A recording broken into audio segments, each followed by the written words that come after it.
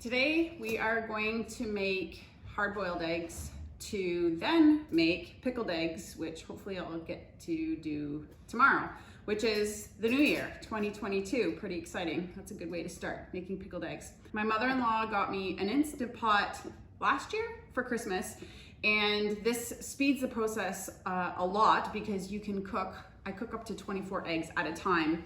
So to do that, you just insert the trivet. You can't put the eggs right on the bottom of the pot, and then you insert your eggs. These eggs are fresh from the chicken, and so what you want to do, of course if they're fresh, they're from the chicken, but anyways, what you want to do is make sure that they've sat on the counter for at least 4 days. That will help in the peeling process, but so will this method. So I do use the 5-5-5 method, so cook for 5, vent for 5, or kind of wait for 5, and then put them in an ice bath for 5. So we're gonna just load the eggs into the pot, and you really don't want the eggs, you want to try not to let the eggs touch the side of the Instant Pot, but if it happens, it happens. I haven't really seen any ill effect. This is what the Instant Pot looks like loaded. Now we need to add our water. So to that, we add 1 cup of cold water, and I could have put that in the bottom to start. We're gonna add our lid. And then we are going to hit pressure cook egg, and it's set to 5 minutes. And that is all we need to do. And so we will wait for the Instant Pot to build pressure, count down the 5 minutes, and then we are going to let it sit for 5 and then release the pressure. I'm just gonna use the handle of my ladle to hit the steam release button. Once the little tab has dropped, that means all of the steam has been released, or all of the pressure has been released, and you're going to open the lid away from yourself. And that just prevents you from getting steam in your face. And now we're just going to transfer the eggs. I leave 1 mitt on, and I just kind of scoop the eggs with my mitt into my bath of ice water. Now, because I have so many eggs in here and I didn't have a lot of ice, the ice tends to melt pretty quickly, which is okay. What I then do, so we set a timer for 5 minutes. What I then do is put it under the faucet and let cold water run over it for a couple of more minutes. You know that old saying, why put off till tomorrow what you could do today? And so the eggs have been outside cooling off, and I just thought I have some time, I might as well go ahead and try and pickle these today. So while I peel the eggs, because it does take a while, I think I have over 2 dozen, maybe more. I'll do a final count for you. I'm hoping to make about 5 or 6 quarts of pickled eggs. I've got my quart jars in the water bath sterilizing, and that kind of is dual purpose, because while those are sterilizing, the water's coming up to temperature. I'll keep it at temperature because I will end up water bathing these pickled eggs. I water bath them for about 10 minutes just to be safe. As you may or may not know, pickled eggs, there is no safe way to properly can them that's approved. So the National Center for Food Preservation doesn't even have anything for pickled eggs other than in the refrigerator. However, I have broken those rules for ages now. So you do what you feel safe with. So you can make these and pop them in the freezer, in the refrigerator.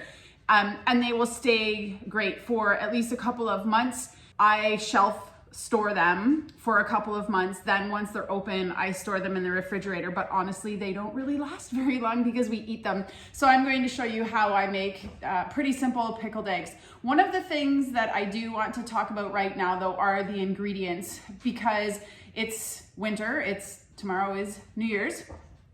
So we don't have a lot of fresh ingredients, and I'm really trying not to buy produce from the grocery store right now. So I am going to just put in onions, which we grew ourselves, garlic, which we grew ourselves, and then some spices in place of things like jalapeno peppers. Our pickled egg recipe is fairly simple, so I'm going to share that with you once we get going, but for now, we're going to peel. So here's one example. It's got a kind of a crack in it. So this is what a jar of my old brine looks like. And I actually just ate the last pickled egg out of here today. So I am going to take these ones that are broken and just pop those in there and then pop them back into the fridge. And they'll pickle in a couple of weeks and we can eat them. But I know because peeling this many eggs, you're bound to have a few oopsies that the dogs will eventually get a treat. I keep all of the shells and I feed those back to the chickens. And as you can see, these came out of the Instant Pot, whatever it's called. I don't know, maybe an hour ago, and they've just been outside since, and they're peeling really easily. So, that 5-5-5 method works really well. To each quart, we are going to add a bunch of onion rings. So I usually kind of do enough to sufficiently cover the bottom, because once the onions are pickled, they're super delicious as well. And if you're doing this in the summertime and you like spice, jalapenos are so tasty after they've sat and pickled in the brine as well. So you can eat all parts. I don't particularly love the garlic pickled, but some people may. So to each jar, we're going to add a cluster of onion rings, as well as 5 cloves of garlic. So I'm going to just process that right now. And I'm just trying to use up kind of the onions as they start to sprout. There's a few down there that are starting to do that. So I am going to try and use those up in this as well. But you should be using fresh produce. So if it's mushy at all, you shouldn't use it when you're pickling. I like to sterilize everything that I use for canning for about 10 minutes. So I'm going to add the measuring cup that I use to scoop and add the brine, as well as the funnel. The brine for the pickled eggs that I make is semi-sweet, which we really like. But if you don't like it that sweet, you don't need to use as much sugar as I'm going to say right now. I am going to quadruple this recipe just to make sure I have enough brine. There's nothing worse than getting going and then not having enough brine and having to stop and make more, because it does have to boil for 10 to 15 minutes before you add it to your jars. So I always like to make more, and then you can what you don't use for use at another time. So that's really handy. Instead of throwing it out, you can just can it. So I might end up having to do that, but I'd much prefer that than having to stop and remake. So the single recipe, and I will post this in the description if you want it, so just check below, is 2 cups of vinegar. And what I do is I use 1 cup of white vinegar and 1 cup of apple cider vinegar. That is the flavor that we like the best. 1/2 cup water, 1/2 cup sugar. And then I will talk about the spices once I make up the jars. So here is my 2 cups of water, because I'm quadrupling it. It's one thing when I make anything pickled, it always surprises me the amount of brine that you need.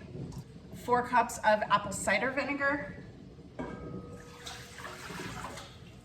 4 cups of white vinegar. And one thing to make sure of is that you're always using 5% vinegar, preferably pickling.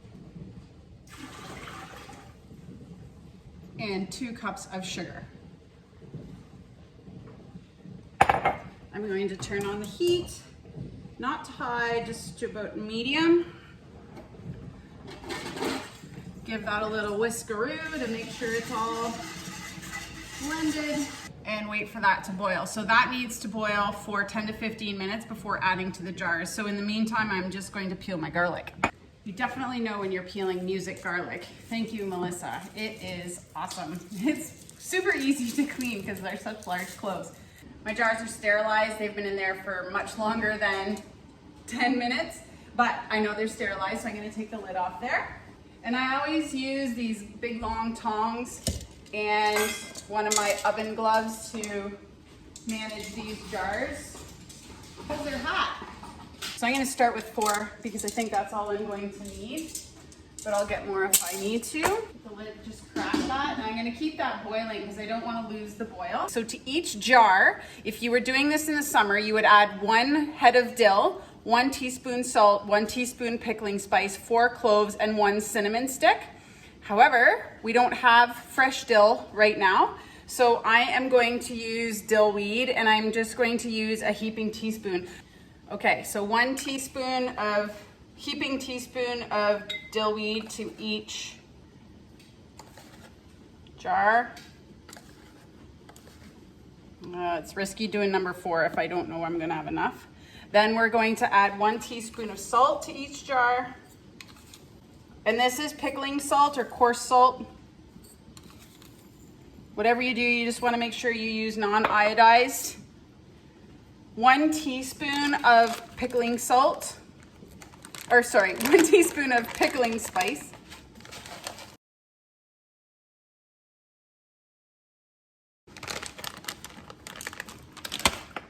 4 cloves.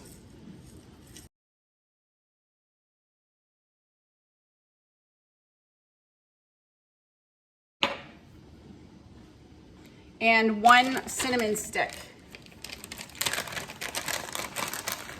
And the cinnamon sticks, I just break in half. Then again, to each jar, we're gonna add 2, 4, 5 cloves of garlic deliciousness.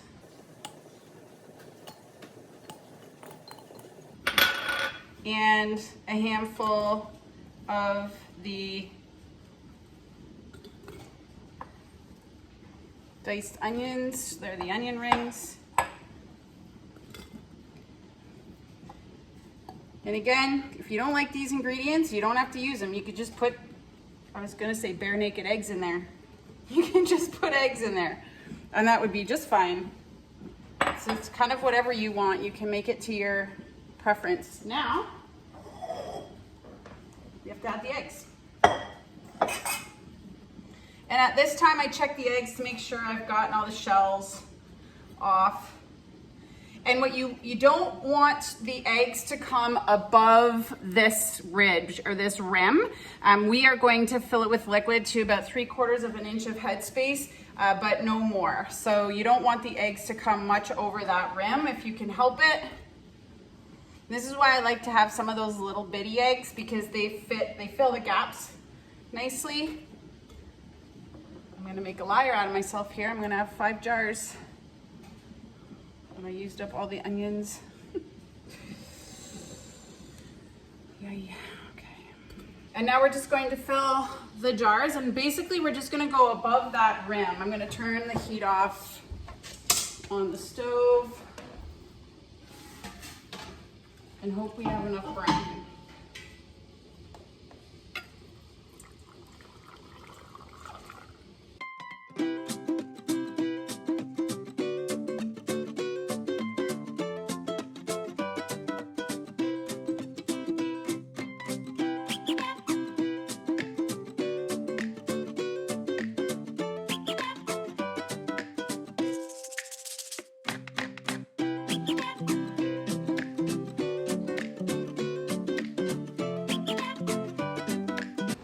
Now I just check to make sure I have enough liquid in each jar. This egg is being naughty.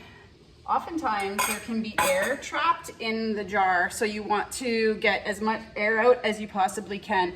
And to do that, you just gently tap. Some people call it burping the jar, and even the tapping causes the bubbles to rise in the jar beside. So you just gently tap your jar. If you're canning things where you can stick something down in the jar, like a chopstick, or they make a tool,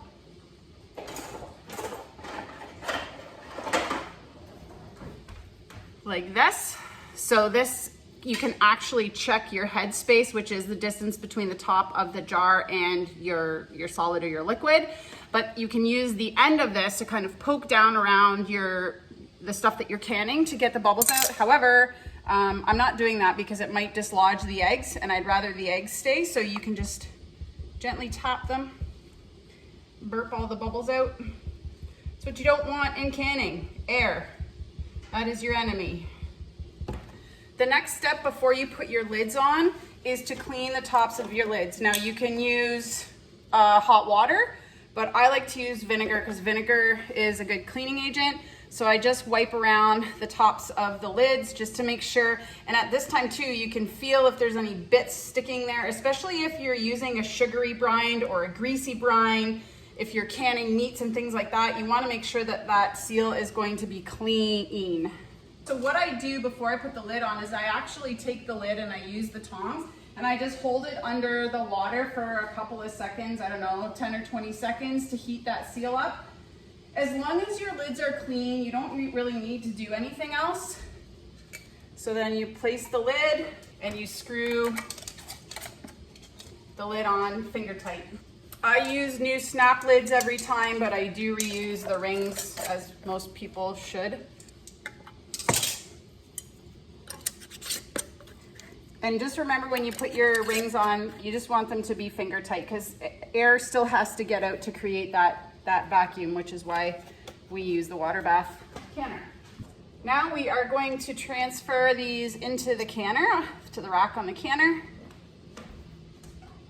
And I always hold my hand under the jar. I have this horrible vision of me dropping one of these, although these tools work really cool. The jar lifters, I just wouldn't be able to handle if I ever broke one of these. So in and out of the canner, I always hold a oven mitt hand underneath. Precautionary. All right, so there my jars are all in. This is what your jars should look like. You should have at least 1 inch of water above all of the lids. In fact, I think I have 2 or 3. And you can see those bubbles coming out. That's actually the air from the jars. So this isn't actually at a rolling boil yet. Just to show you what a rolling boil actually looks like, because some people confuse this with the bubbles that kind of come out when you start boiling. 10 minutes is up, and so I'm going to take the pickled eggs out of the water bath. You don't want to turn the jars at all. You just want to lift them out. There's going to be water on the top. You just leave that water there. It'll evaporate as the jars cool down. And I always put, again, a dish towel on the counter to separate the counter from the jar.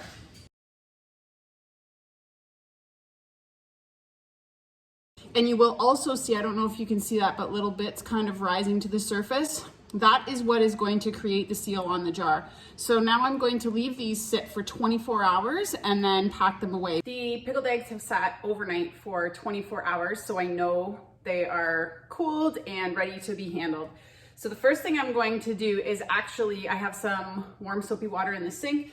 I'm just going to kind of clean the lids, wipe the jars off. If any, sometimes, you know, if any of the syrup escapes or whatever, they can be a little bit sticky. So I'm going to do that. And in this process, I'm actually mixing the contents of the jars. You can see that dill kind of moving around in the jars.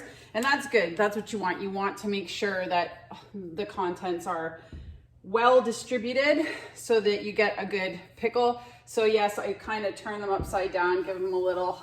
Once I've wiped them all down, I use my fun chicken towel to give the lids a dry, and that's because I'm going to label them. This is what I do every time I can something. After the 24 hours has elapsed and I haven't kind of touched them, I unscrew all the lids, and I can feel that those lids, this first lid was a little bit sticky, so I'm gonna give it a wipe. And that happens sometimes if some of the liquid comes over the seal. If you've filled your jars too much, which I may have done. So the way to test, I'll show you this here with my hand under it, is to hold the jar by the seal and let the weight of the jar sit in your hand. And if the jar is sealed, it will hold. Always do it over a surface or over your hand, and preferably over a surface with a dish towel underneath, just in case. So I am going to wipe all of these, and I'm going to put the date January 1st. Happy New Year. I'm not going to put the year because I know these are going to be gone. But if it was something that, you know, lasts a little bit longer, then I would definitely put the year on there and organize it properly or accordingly in my pantry so that the newest are at the back and the oldest are at the front. And then as we eat off of the shelves, we know that we're eating the stuff first that needs to go. Normally when I make pickled eggs, what I try and do is make them as we eat them, kind of. So once we've eaten 3 quarts, that's when I like to make another batch. They take at least, it says 2 weeks, but I say 3 or more to get the full flavor inside the eggs. So it's up to you. And in the fridge, same thing, wait at least 2 weeks.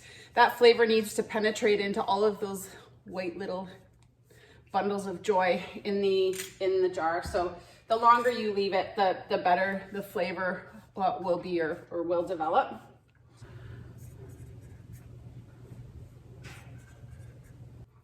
One other tip that I just learned a couple of years ago from watching a bunch of really great YouTube channels is to store your preserved foods with the screw top or the ring off. So just the lid.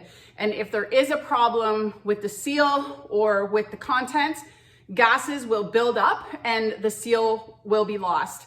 If you are opening preserved food items and it's not hard to get this lid off, then you should be suspicious and perhaps not eat that food. You know, if you don't have a good seal, preserved foods can go bad. So I highly suggest storing your jars like this, and that way you'll know if you lose a seal, because the lid won't be firmly attached anymore. And as I showed you before, this is firmly attached. I'm holding it just by the snap lid, and they're pretty heavy, maybe a pound or 2, I don't know, something like that. Okay, that's it. That's the process. I really hope that you enjoyed this video and learning about how to make pickled eggs, and I really do hope that you will try to make your own pickled eggs. It's really easy. It's fun to do. It's a great way to preserve the eggs, especially if they're coming in hot and heavy, or if you have access to someone who has chickens that sells eggs, or even if you use store-bought eggs, that's totally fine. They're a really healthy treat. Kids really like them, especially this recipe, because as you saw, there is a little bit of sugar. So they are quite tasty. I will tell you that I did not eat eggs until after I was married. So I was 24 years old the first time I had a pickled egg. They kind of just weirded me out. So Brian suggested that we use the pickled brine that we make. We have a really great pickle recipe passed down from a dear old friend.